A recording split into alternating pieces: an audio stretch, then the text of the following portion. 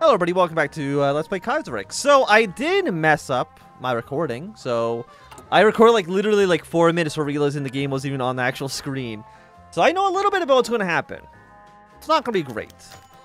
So Shang's establishment.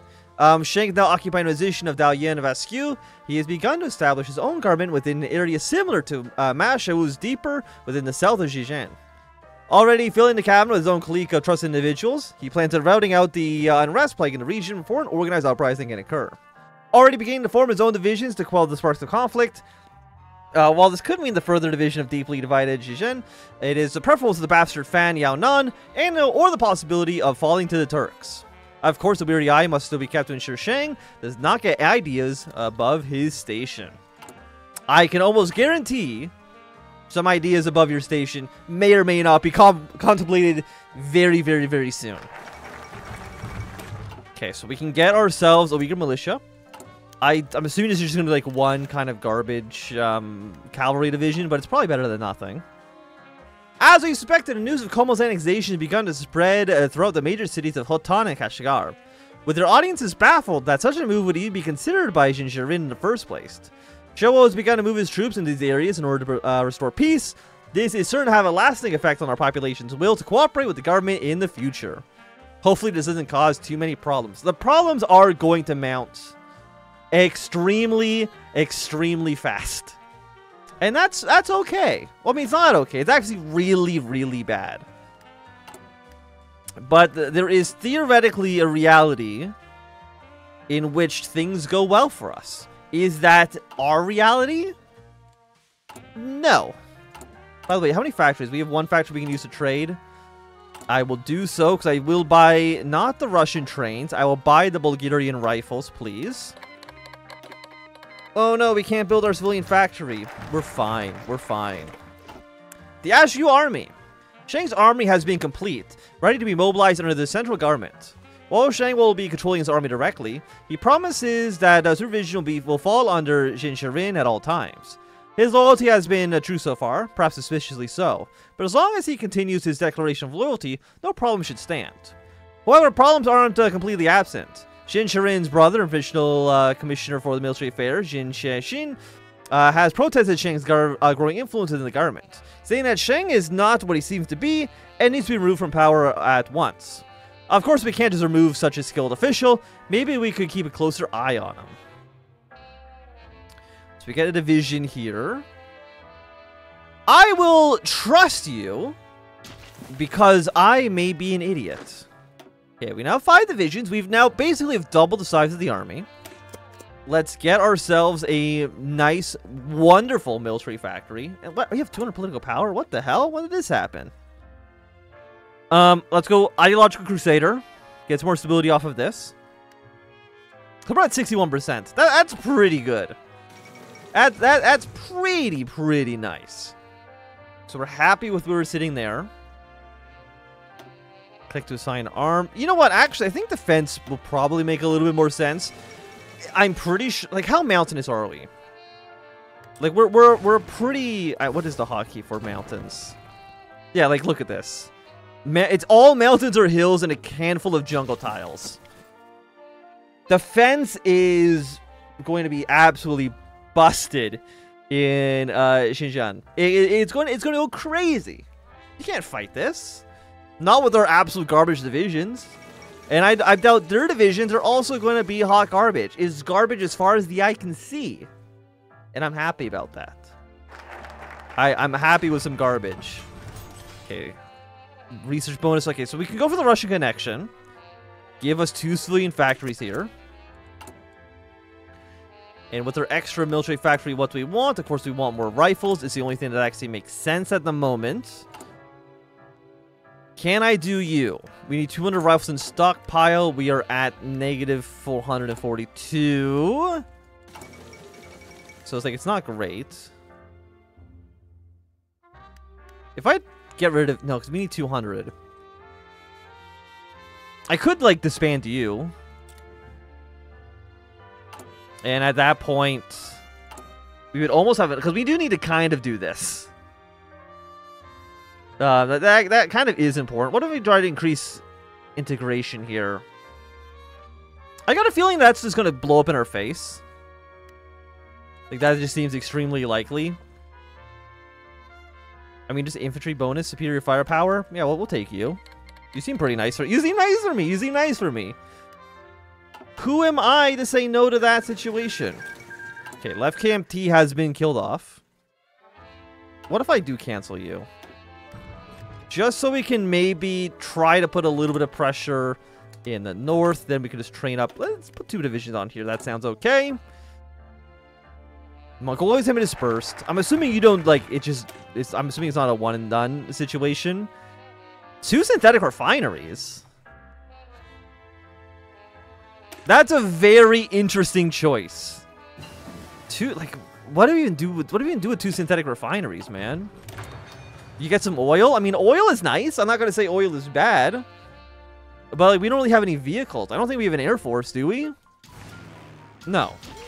We don't have any planes. We don't need vehicles. We don't need the rubber. And we don't need the oil. So I'm not even too sure what they would really be doing here. Actually, trucks would probably be useful. We'll go concentrate industry 1. I would love an extra research slot. 2 is pretty bad. We can mobilize more units. Get that going. We've got some training. We're happy to see it. Oh, speak of the devil, he shall appear. Yeah, give me an extra research slot, please, and thank you. Cheaper support equipment. That actually would be nice. I know we, like, don't have any at all, but we will never have the resources for it, so I think this is good for us. Now, who do we want to back in the coming wars? I'm kind of leaning that we kind of lean just towards the wars at Qing. Maybe the Republicans as well. Is there the, no, the Chinese faction list is no longer in the game. There's not like a map mode for it, right? I don't believe so, but you don't like me and I don't like you. And that's fine, at least for right now. So it'll probably either be with the Republicans or it'll be with the Qing. We'll have to kind of wait and see. Do we have any factories we can use to trade? We do, because we've gotten all of our equipment we bought. Let's buy some Serbian rifles. Let's buy some more Chinese artillery pieces. Sounds good to me. Hey, and we spotted a Mongol camp. As the troops began to advance, they spotted what seems to be one of the main Mongol camps, being used to smuggle arms to bandits. Like many Mongol encampments, the camp is undefended, but hard to sneak up on. Currently having around 500 cavalry marching around and checking on supply, our troops are ready to march and cause chaos at any time. Absolutely, go do it. I believe in our power. By the way, could I theoretically... Like, if I wanted to throw support artillery in here, do we have enough for that? We do. Excellent. I know we're not building artillery, but I can buy them. Okay, that is not a... yeah, it doesn't look good for us. While our troops did indeed get a jump on the enemy, causing chaos initially, it seems the effect was rather short-lived, as they managed to regroup quickly before another regiment of 50 cavalry on the enemy side. Clashes had begun once again, although on a much more even footing. We still outnumbered by a significant amount, but this isn't predicted that we'll be escaping this one unscathed if the battle keeps heading in this direction. Okay. 4-way civil war going on in the United States. The smoke has finally settled with the troops returning home. Less than alright. While they did indeed manage to disperse and destroy the Mongolian camp, they were faced with many losses and less guns than what they had came in with. While this should be significantly lower, the frequency of raids and organization of the bandits, it came at its own cost, and we'll have to pay the price for. Hopefully another operation like this won't be necessary anytime soon. So we lose political power for that. Thank you. I appreciate that. But hey, that's been completed. How would you... They gave you a full year to do it. How do you possibly fail that... How could you possibly fail if they give you that amount of time to actually get that done? Okay, war in Spain is fine. Do I try to do the integration? Like, it's not going to work. Like, their autonomous government... I mean, we'll press the button. Why not? We'll see what it does.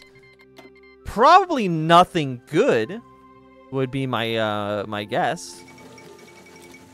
But we'll see. How many troops? So we can have 8 more divisions in total. Let's see if we can get that done. 2 deliveries on you. We're getting our rifles. We're getting artillery pieces. How many artillery are we down at the moment? 70. Honestly, not. We're buying like 86, so it's actually fine. And again, most of that is just for training new units as well, so... Buy rifles, buy artillery pieces. I don't think we'll be able to buy, like, a tank division. And honestly, even if we could, like, the mountain... It's not a good environment at all. Okay, yeah, let's raid nationalist camps.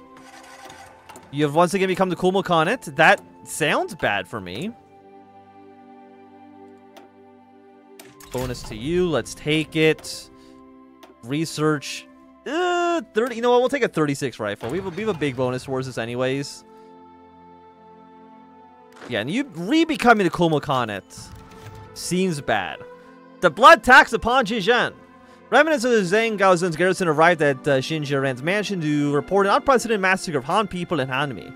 It appears the Kulmuliks are less than satisfied with Zhang Gaoyun's reports indicated, and his garrison was surprised several nights ago with a mob of Muslim agitators. The survivors tell a tale of arranged marriage between Zhang Gaoyun and an Ulmad's daughter, as well as tax-resistant Zhang Gaoyu promised to report to Xinjiang, but never did. It is obvious now that Hami has lost to Xinjiang, and lives of the Han immigrants hang in the balance should Jin fall in a reprisal. Okay, let's bring these troops back. We'll get these 3 divisions. We're going to assign you into a new army. Let's make you into... Why not, like, the purple army seems okay. Put you in the capital for now, because East Turkestan at some point is going to rise up. I think they rise up in, like, these 2 provinces in the bottom here. So you want to get our troops ready to go. I'm going to deploy these 2 divisions because I do need them. Now, our manpower is not great. Do you have all the troops you need? Okay, they do. That's good. It's good they have the troops that they need. I can't get you, though. At least not until we're at war. Give me a organization general. He sounds nice to have. We'll put 1 unit here. We should outnumber the Kulmul Khanate. They've declared war on us. See, that's less than stellar. Less than stellar. Kulmul boils into violence. What Xinjiang could not see from his palace in Duhai is a rampant dissatisfaction brewing in Hanmi. Not only in the dispossessed begs and unemployed advisors, but the very people of Hanmi were anxious for reform. Now the people rally around and raise their banners high in response to the final cruelty opposed by Jin's regime. With a road directly running from Hanmi to Duhai, it essentially stops his rebellion and fast. Well, also we want to make sure we turn off Fog of War. We do just outnumber you. So we should be able to kind of march on the capital without like too much problem. We'll get the Russian technology here. Nasir is dead! In the early hours of the morning, a plan that has been prepared for over the last few weeks has been put into action. Nasir Shah, having been in prison since we took him captive, vaulted into the prison cell for a signal. As the door closed behind the last guard, the sound of a chirping bird echoed throughout the dungeon. There was a signal. With that, Nasir pulled out some of the bricks of the cell wall, loosened over weeks of work. Behind it was a tunnel, leading to freedom. After crawling through he was met with 2 shady men wearing cloaks over their heads, whom Nasir expected to be his own agents. However, we were able to learn of his plans the day before it was to take place, so Xinjiang was able to put his own agents there to greet Nasir as he made his escape. As commanded, one of the agents shot Nasir in the head, ending the trouble. Yeah, I'm sure nobody's going to be mad about that situation. So we are okay there. By the way, I'm just going to be able to walk into your capital and kill you. Okay, thank all of you for your equipment. I want you to move in this direction. We see opportunity. As if it couldn't get any worse, as our weakened government, the news of the Kumul uprising has reached the south as well, and has resulted in unexpected unrest and riots that have begun to skyrocket, even stronger than the initial annexation's results. With certain individuals managing to make themselves known, particularly in Askew, actions have only increased the violence, as well as the wealthy Big Red Brothers have joined the riots, funding their efforts. Walking in Kashgar and Hatan for now, it isn't expected to remain there for long, as many see as reaching other major cities as well. So that is in Hatan and Kashgar. Ukraine is joined up with the Austrians, that's fine. Our ally Mao Shawa marches north. Shawa is marching north, unexpectedly prompted from a southern government. Ma Shawu has begun to march north to assist the suppression of the Kumul uprising, citing as the source for all of the problems, leaving only minor garrisons in Kashgar and Hatan, while distributing troops into other minor towns. He's taking a majority of his forces to march to Askew to assist in our efforts against Kumul. Whether he was right to make decisions can't be known, but the unrest only is growing in the south. Many are citing him as an absolute fool for compromising our situation even more. By the way, are any of these troops trying to move? In 3 days. But you're actually going to be... Okay, this actually is fine for us for now. You want to send me some volunteers? I will not say no. Okay, I want to keep pressure on you. Keep pressure on you. I'm going to move 2 of you here for now. Minor uprisings in Korea. As expected, the worst has begun. The cells have begun to explode, with the uprising being in neither Kashgar nor Hatan, but the mining town of Kiria. Miners fed up with the lack of pay and ludicrous taxation have overthrown the administrations in the region, and many citing the now wealthy Bulgar families as the one funding their efforts. Now, with a small amount of rifles, they begun to march to Ashkew in the name of Uyghur independence. Here at 88, 89. Okay, the numbers are looking good here. There's now 4 divisions. Who gave you 4 divisions? The Hotan Emirs. With the uprising of Kiria in full swing and tensions have finally risen within Hotan as the bigger families declared their own Hotan Emirate, declaring the independence from the Chinese government, aiming to take all of Xinjiang. With Muhammad Amin Bulgra, Abdullah Bulgra, and Nur Ahmad Jan Bulgra all becoming officially the Emirs of Hotan, they have fully taken the city. We're also meeting with the Kiria rebels. Very cool. Okay, we got 1 of you to fall back. We got an infantry coming in here for the reinforce. I don't even think we have another... We don't have another focus we can take right now. No. The Southern Revolt. As the Showa continues to march to Ashkew, Kashgar is left completely exposed to the possibility of overthrow. And exactly what happened. Former landowner of Ashkew, Temir Beg, marched to Ashkew, using his wealth to fund the rebels further, slowly gaining the advantage against the small garrison, and more continue to rise up against the Showa's rule. Having the inner Kashgar city completely surrounded on all sides, as the garrison desperately fights on in hopes of survival. With the most major locations in the south being captured by dirty traders, it can no longer be considered to be under our control. We do not want to switch. Okay, so we have you here. I want you in Purple Army. Move in like this, move in like so. You're in purple. You go here. You turn this way. Have you guys move your way down south. So I mean it looks bad, okay? But I mean it could be worse. Okay, let's see if we can hold a position here a little bit. Our volunteers have now arrived, which is nice. Why do you have so many troops? Oh no! Disunity! With Jin being the cause of both the Southern Uprising and the Kulmit Rebellion, many are beginning to grow disillusioned with his rule as governor, seeing him as an incompetent individual who can't even rule over one province properly. Jin will need to tread carefully, as letting these rumors be proven true could lead to his downfall as governor and the ascension of someone with different interests in the province. Many rumor that the individual to be Sheng Shinkai, the Daoyun of Askew himself. Not good. Let's just put it that way. Could be better. Deploy what units we have. I'm going to deploy you to Red Army first. Okay, so you guys clean up here. Redeploy to where you can.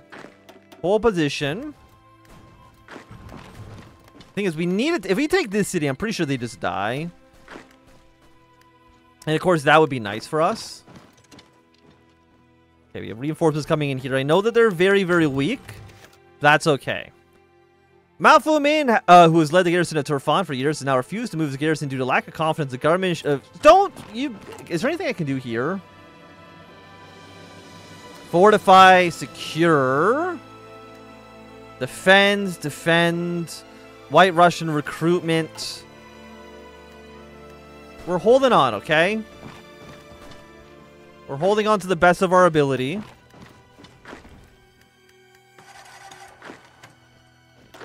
Bring one of you to Hotan. You can take this area here.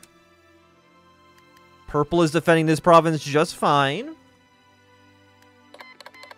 I mean, it looks like a mess. I'm willing to admit that it looks bad. Okay? See if you can maybe do something like this. I just want these units out of here. We have taken Hotan, which I will admit doesn't do a ton, but it does something. We have 2 divisions here.